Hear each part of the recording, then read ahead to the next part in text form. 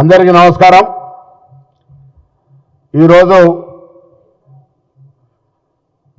కొంత సంతోషము కొంత బాధ రెండు కలుగుతా ఉన్నాయి।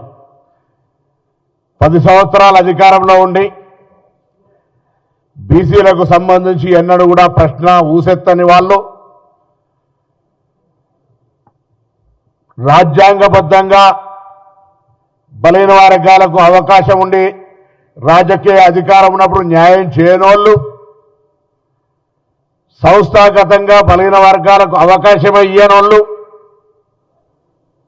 సామెతగా దయ్యాలు వేదాలు వల్లించినట్టు ఇలా వేదికలు పెట్టి బలహీన వర్గాల గురించి మాట్లాడుతుంటే ఒకవైపు ఆశ్చర్యం అవుతా ఉంది, మరొక వైపు బలహీన వర్గాల గొంతెత్తుకున్నందుకు అభినందనలు కూడా చెప్తాను। అట్లీస్ట్ ఆఖరికి అధికారం దిగినాకనన్నా మత్తు దిగితే మస్తుగా యాదికొస్తాయి అన్నట్టుగా ఆ అధికారం దిగినాక బీసీలు యాదికొస్తా ఉన్నారు। వాళ్లకు ముఖ్యంగా సోదరి కవిత గారికి అభినందనలు।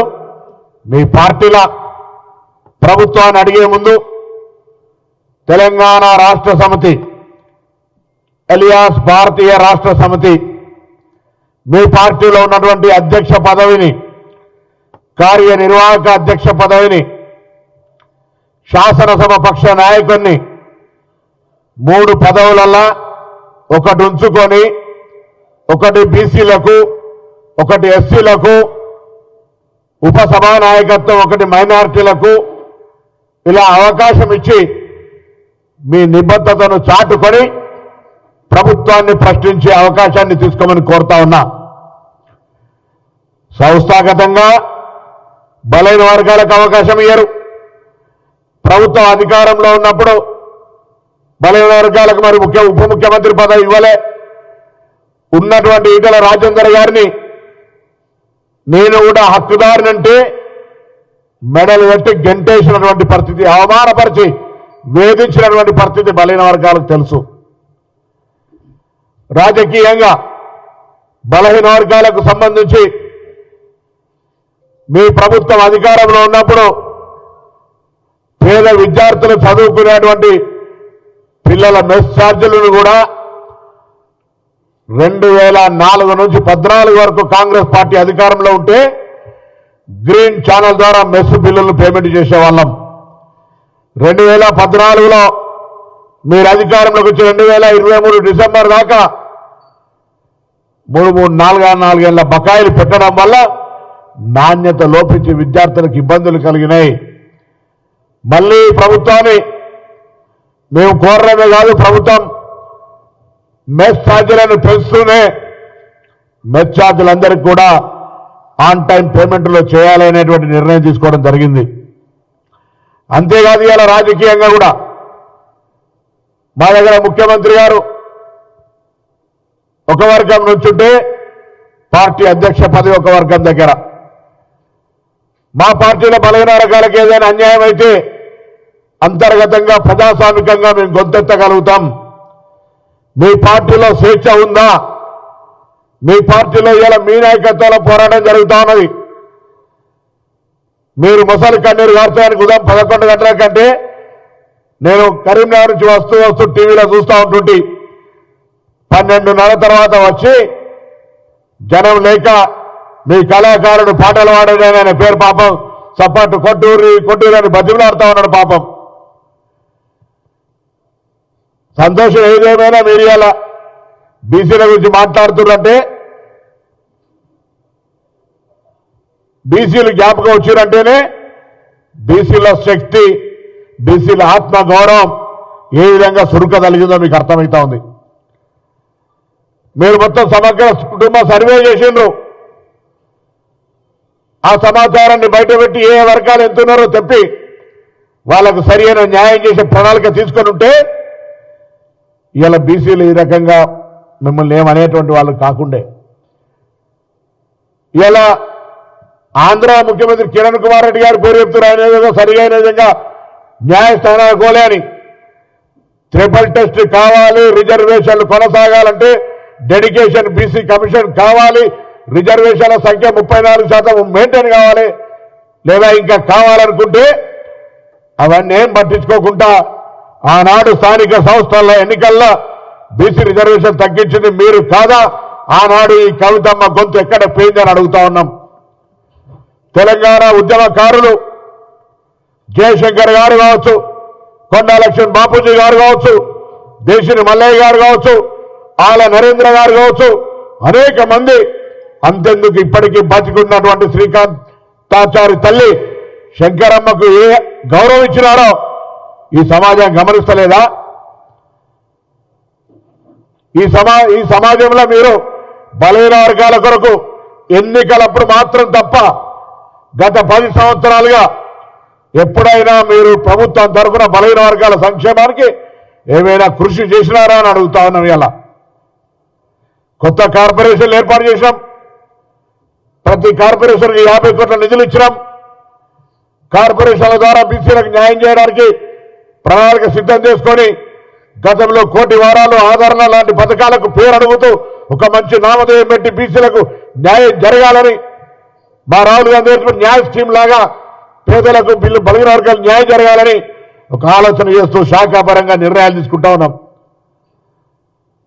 శాసనసభలో అంబేద్కర్ గారు విగ్రహం పెడితే పార్లమెంట్లో కూడా పెట్టారు, ఇక్కడ కూడా పెట్టారు. మెడల్ వంచి తెచ్చామంటారు. కొత్తగా మళ్ళీ ఇప్పుడు డెఫినెట్లీ మా బాధ్యత. మేము ఇవాళ ప్రజాభవన్కు మీరు కట్టుకుంటే మీరు కనీసం పేరు పెట్టే ధైర్యంలే. మేము దాన్ని ఇలా జ్యోతిబా పూలే భవన్గా మార్చుకున్నాం. ఇలా సావిత్రిబాయి పూలే బలహీన వర్గాల ఆశాజ్యోతి, మహిళల ఆశాజ్యోతి, వారి జయంతిని ఇలా మహిళా టీచర్ల జయంతి దినోత్సవంగా జరుపుకున్నాం. ఒకటెందుకు రెండెందుకు అనేక రకాల కార్యక్రమాలు. అసలు స్వతంత్రం వచ్చినప్పటి నుంచి బలహీన వర్గాలకు ఏదైనా న్యాయం జరిగిందంటే దేశవ్యాప్తంగా ఆనాడు భారతీయ జనతా పార్టీ మేము మండల కమిషన్ తీసుకొస్తే కమండలం పేరు మీద లేదా స్థానిక సంస్థల రిజర్వేషన్లకు సంబంధించి సొసైటీలను ఏర్పాటు చేసి గీతా కార్మిక, నేత, రజక, మత్స్యకార అనేకమైనటువంటి కులాలకు సంబంధించినటువంటి సహకార సంఘాలు ఏర్పాటు చేసి ఈ విధంగా ప్రభుత్వం తీసుకుంటే మీరు 10 సంవత్సరాలుగా ప్రత్యేక తెలంగాణ ఏర్పడ్డ తర్వాత ప్రభుత్వ పరంగా బలహీన వర్గాలకు చేసింది ఏంది అని అడుగుతా ఉన్నాం. రాజకీయంగా మీరు ఇచ్చిన అవకాశం ఏంది? డెఫినెట్లీ మా కాంగ్రెస్ పార్టీ తరఫున ఇవాళ కుల సర్వే జరుగుతూ ఉంది. దాని అంతా కూడా పబ్లిక్ డొమైన్లో పెట్టి నిపుణులతో చర్చ చేసి దానికి సంబంధించిన విధంగా ప్రణాళికలు తయారు చేస్తాం. అంతేకాదు రాజకీయంగా బలహీన వర్గాలకు సంబంధించి అనేక రకాల అవకాశాలు ఇచ్చి ఆనాడు కామారెడ్డి డిక్లరేషన్ చైర్మన్ గా ప్రదేశ్ కాంగ్రెస్ మేనిఫెస్టో కమిటీ ఇచ్చినటువంటి దాని ప్రకారంగా మరి కార్యక్రమాల్ని ఒక్కొక్కటిగా అమలు చేసుకుంటూ పోతా ఉన్నాం. తప్పకుండా రాబోయే కాలంలో ఒకవేళ చట్టపరంగా ఏదైనా ఇబ్బంది అయితే కేంద్ర ప్రభుత్వంతో కొట్లాడదాం రండి. కానీ పార్టీల పరంగా 42% రిజర్వేషన్ తగ్గకుండా ఇచ్చుకోవడానికి మేము నిర్ణయం తీసుకుంటా ఉన్నాం. మీకు ధైర్యం ఉందా అని అడుగుతా ఉన్నాం. ఇలా రిజర్వేషన్ల శాతంతో పాటుగా 42% అధికారికంగా ఇవ్వాలని ట్రిపుల్ టెస్ట్ ప్రకారంగా జనాభా ఎంతో వారికంతా అని బహిరంగంగా రాహుల్ గాంధీ గారు చెప్పి ఏ కట్ ఆఫ్ డెడ్బాడీతో దాన్ని కూడా తొలగించి బార్ అవుతుందో దాన్ని కూడా తొలగించి రిజర్వేషన్లకు అవసరమైతే షెడ్యూల్ మార్చి కూడా ఎవరెంతో వారికంతా అనే ధైర్యం మా నాయకుల దగ్గర ఉంది. మీరు అది మాట్లాడగలుగుతారా? మీరు అధికారంలో 10 ఏళ్ళ నుండి అటువంటిది ఎందుకు చేయలేదు? ఇప్పుడు మాత్రం ఏదో రాజకీయంగా మాట్లాడే ప్రయత్నం చేస్తా ఉన్నారు. కాంగ్రెస్ పార్టీ కుల జనగణన చేస్తా ఉంది. కాంగ్రెస్ పార్టీ గురుకులాలకు సంబంధించి మార్పు మెస్ ఛార్జీలు పెంచింది. కాంగ్రెస్ పార్టీ జ్యోతిబాబు సావిత్రి పూలేకు సంబంధించి మహిళా దినోత్సవంగా చేసింది. ప్రజాభవన్కు జ్యోతిబా పూలే పేరు పెట్టింది. ఇంటిగ్రేటెడ్ హాస్టల్ కడుతుంది. కాంగ్రెస్ పార్టీ బలహీన వర్గాలకు సంబంధించి అనేక కార్యక్రమాలు తీసుకుంటుంది. కొత్త కార్పొరేషన్ ఏర్పాటు చేసింది. టీఆర్ఎస్ కు పుట్టగతులు ఉన్నాయి కావచ్చు అని ఒక భయం పట్టుకొని మేము పర్మిషన్ ఇవ్వాలే దాన్ని కూడా రాజకీయం చేస్తారు. పర్మిషన్ ఇస్తారా లేదా అని అంటే ప్రచారానికి మాత్రమే పరిమితమై నాకు అర్థం కాని ధర్నా కూడా చూసినా అసలు కాన్సెప్ట్ ఏంది, అసలు ఏ ఉద్దేశం కొద్ది నాయకత్వాన్ని గత కొద్ది కాలంగా గ్యాప్ అయింది కాబట్టి ఒక ఎజెండా ద్వారా ప్రజల ముందుకు తీసుకురావాలని ఆలోచన, ఏదో ఒక నినాదంతో గతంలో బతుకమ్మ దానికంటే ముందు జన జాగృతి లేదా ఇంకో కార్యక్రమం ఒక ఎజెండా పెట్టుకొని మార్కెట్లో ఉండాలనేటువంటి తపన కనిపించింది తప్ప నిజంగా బలహీన వర్గాల పట్ల ప్రేమ, చిత్తశుద్ధి, అభిమానం కనిపించలేదు. మీ పక్కనే కూర్చుండే కొంత బీసీ, ఎంబీసీ నాయకులు వాళ్ళు కూడా గుసగుస పెట్టుకుంటుంటే నాదాకినొస్తుండే, అరే ఇవాళ ఇన్ని రోజులకు మార్పు వచ్చింది ఆ బీసీల గురించి మాట్లాడుతున్నారు అని. 10 ఏళ్ళు అన్నాడు దేకనే బాయి. ఎవరన్నా గొంతెత్తి మాట్లాడే పరిస్థితి ఉందా ఆ పార్టీలో? ఇవాళ కూడా ఆ పార్టీ బీసీసీఎల్ చైర్మన్ ఎవరైనా కనీసం గుర్తుపడతారా? ఆ పార్టీలో బీసీలకు కూడా గొంతెంతో చెప్పగలుగుతారా? మా పార్టీల బీసీల గొంతుకు సంబంధించి అందరం కూడా ఎక్కడికక్కడ మేము మా వాయిస్ను బరాబర్ వినిపిస్తాం. ఇది ప్రజాస్వామ్యం, మా పార్టీలో ఉన్న స్వేచ్ఛ. కాబట్టి దయచేసి మొసలి కన్నీరు గార్చి బలైన వర్గాలను అవమానపరిచే ప్రయత్నం చేయకండి.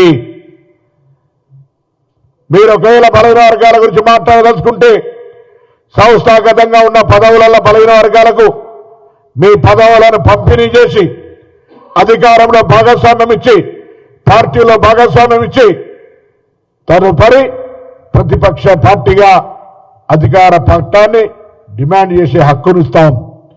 మీరు అధికారంలో ఉన్నప్పుడు చేయరు, మీరు ప్రతిపక్షంలో ఉంటే కూడా బీసీలకు న్యాయం చేయరు, ఎదుటి వాడిని మాత్రం ప్రశ్నిస్తూ ఉంటారు.